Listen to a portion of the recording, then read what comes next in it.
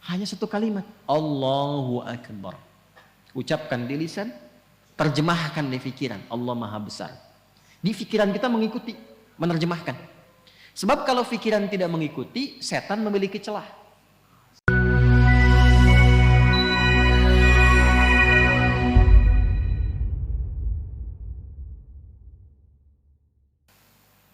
Saya kasih rahasia ya.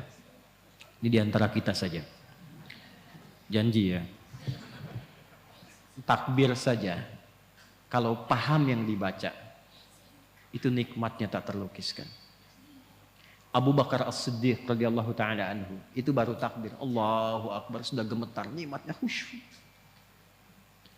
Ali bin Abi Thalib radhiyallahu taala anhu, Sayyidina Ali bin Abi Thalib, itu pernah kena duri yang tipis itu kan, itu sakit ya. Nyabutnya sulit tuh. Apa bahasa Rusianya itu kacugak. Kacugak. Itu. Kena duri tajam, sakit dan sulit dicabut. Jadi begitu mau dicabut terasa. Ada sahabat bilang begini, temannya, kawan beliau. Saya tahu kapannya waktu yang tepat untuk mencabut. Begitu takbir, Allah. Allahu Akbar, takbir. Itu dicabut durinya, bahkan tidak ada perubahan di ekspresi wajahnya, sama persis dengan saat mulai bertakbir. Gitu. Hanya satu kalimat, Allahu Akbar. Ucapkan di lisan, terjemahkan di pikiran, Allah Maha Besar. Di pikiran kita mengikuti, menerjemahkan. Sebab kalau pikiran tidak mengikuti, setan memiliki celah. Namanya khanzab. Ada setan penggoda orang sholat namanya khanzab. Saya tidak berani menjanjikan, tapi satu saat kalau kita nanti ada waktu, kita ngaji khusus fikih setan. Sepakat? Halo, jangan lihat saya begitu ya. Nanti ada 9 jenis setan yang harus kita waspadai.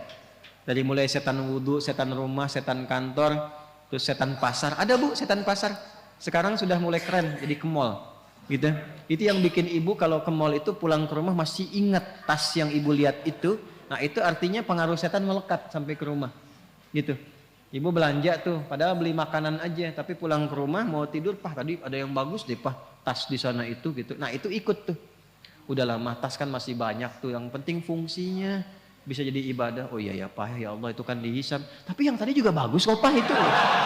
Itu ke bawah. Itu setan pasar. Ya.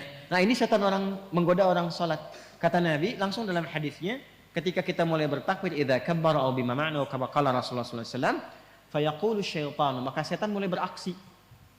Ya. Dia berkata, uzkur kada, ingat ini, ingat itu. Ini kalimat ini sering saya sampaikan. Tadi kan sebelum Isya ya, waktu sebelum takbir kan kita fokus saja kan. Istau, khusyuk, sudah tahu. Khusyuk, fokus. Nggak ada ingat apa-apa. Tapi begitu takbir, Allahu Akbar, langsung muncul semua di kepala tuh. Ini hujan berhenti apa enggak? Ini pulang bagaimana? Ya kan? Dan sebagainya. Muncul, betul kan begitu kan? Muncul kan? Betul. Nah, berarti hadisnya benar. Dan Nabi nggak mungkin salah karena ada petunjuk wahyu. Hatta la yash'ura lil musalli kam raq'atan yusalli.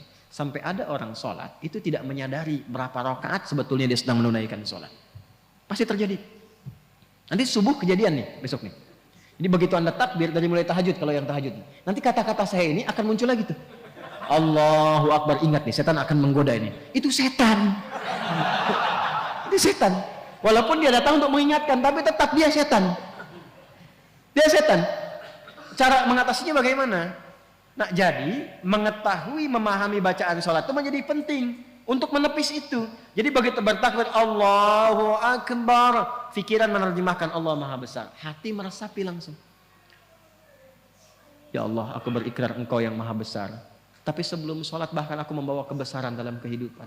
Sombong kepada kawan, merasa yang paling hebat dengan pasangan, yang tinggi dibandingkan dengan kawan, merasa yang paling agung, tinggi kedudukan dan sebagainya. Dibawa, bagaimana kalau Engkau wafatkan aku sekarang dan aku merasa dalam kebesaran itu, tobat ya Allah. Aku mohon ampun. Ini yang membuat Abu Bakar As-Siddiq radhiyallahu taala anhu, sahabat terbaik, imannya tinggi, dekat dengan Nabi, hidupnya membersamai Nabi, hijrah jadi pendamping Nabi, di kuburan menjadi teman Nabi, di akhirat membersamai Rasulullah. Itu takbir Allahu Akbar sampai menangis mengingat itu. Maka dalam kesadaran itulah kita mengucapkan Allahumma ba'id baini wa baina khataaya kama ba'adta bainal masyriqi wal maghrib. Khataaya ya kecil di belakang itu ya pengakuan. Ya Allah, saya mengakui saya ini banyak salahnya. Hamba ini banyak maksiatnya ya Allah. Sedangkan hamba masih mengaku hambamu. Hamba berharap surgamu, hamba berharap pertemuan dengan Rasulullah, tapi hamba mengakui hamba banyak dosa. Maka Anda katakan kalau memang dalam sholat ini hamba pun masih membawa banyak dosa ya Allah, dengan ampunanmu yang tanpa batas, mohon ampuni dosa hamba dan jauhkan dari hamba sejauh-jauhnya seperti engkau jauhkan timur dan barat yang tidak pernah bertemu. Hamba malu bertemu denganmu ya Allah dalam keburukan. Itu maksudnya. Maka kita katakan juga di doa yang lain ada 12 jenis doa iftitah. Ini atau wajjahtu wajhiya lilladzi fatara as-samawati wal arda hanifan musliman wa ma ana minal musyrikin. Inna salati wa nusuki wa mahyaya wa mamati lillahi rabbil la syarika lahu bidzalika umirtu wa ana minal. Makanya doa itu seringkali disandingkan dengan pembuka juga iftitah. Allahu akbar kabira walhamdulillahi subhanallahi bukratan asila. Baru masuk ke wajjahtunya. Itu untuk menguatkan kepada jiwa. Ya Allah, aku merendah, aku pasrah. Hamba yang banyak salah. Aku hadapkan dirimu sepenuhnya, pasrah, sepasrah-pasrahnya pada penguasa langit dan bumi. Saya sholat, saya beribadah, bahkan hamba hidup, bahkan engkau wafatkan hamba sekarang dalam sholat. Hamba pasrah ya Allah. Yang penting engkau akui hamba sebagai seorang muslim. Hamba berjanji, kalaupun setelah sholat ini diberikan kesempatan hidup, maka hamba akan jadi muslim yang patuh dan baik setelah ini. Wa ana minal muslimin. Buktinya apa? Setelah sholat dibawa nggak kalimat itu? Nggak terbawa karena belum memahami. Mau sampai kapan seperti itu? Sedangkan kita sudah ribuan kali menunaikan sholat. Kenapa dari sekian ribu itu tidak ada yang kita usahakan untuk menikmati sholat itu? Sudah nikmat belum? Tapi kan yang penting benar rukunnya Ustaz, betul. Dan itu mengangkat kewajiban, menghilangkan dosa. Ada pahala kalau rukun terpenuhi. Tapi problemnya, ada nggak dampaknya kepada jiwa yang terasakan dalam menjalani kehidupan dunia? Sebab dulu orang sholat itu bukan hanya menggugurkan hukum, berubah menjadi orang baik. Paham?